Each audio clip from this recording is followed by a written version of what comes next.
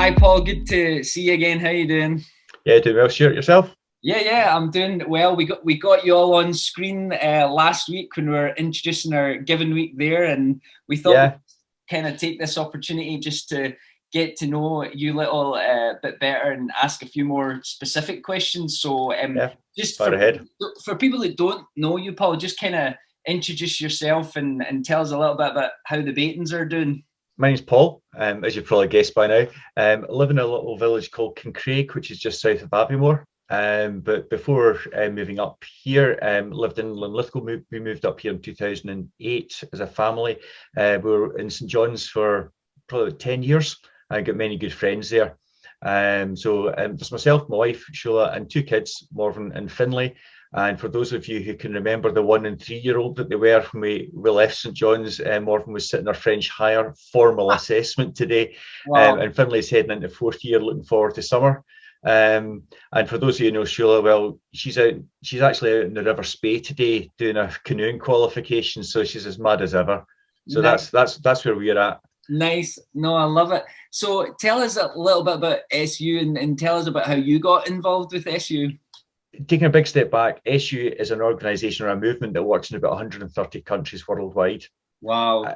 And in Scotland, there's probably about 90 or 100 staff, and we work with probably in a pre-COVID world, somewhere between sort of 10 and 12,000 young people a year. And Wow. it's predominantly a voluntary organisation, but its core, it's about helping young people encounter God through His Word, His world, and finding out how much He loves and values them.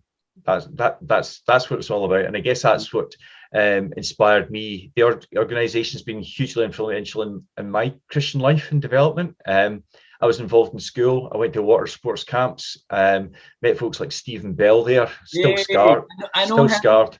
And various training events and then I went on and volunteered with them as a student. Met my wife through SU, Yeah. and yes, it's got a lot to answer for. How is like things changed during COVID and kind of what's your sort of plans for SU for the future? It's been quite a journey. I guess it's at one level it's been incredibly challenging, Yes. um, Yes. constantly changing and moving. Mm. Um, I guess there have been some really powerful moments in there when you're very assured of your faith, and you feel absolutely secure, and um, being very conscious of God reminding you that this is His mission, Yes. not Yes. yours. Yes. Yes. Yeah. And sometimes we get that a little bit wrong. Yep. And also that encouragement to kind of hold things lightly, Yes.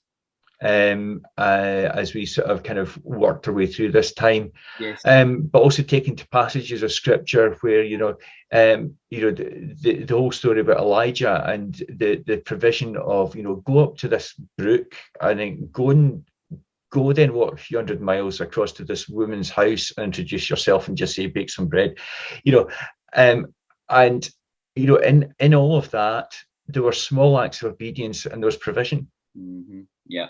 Yeah. There are kids coming back, and we are working wherever possible with kids on a day basis. Brilliant.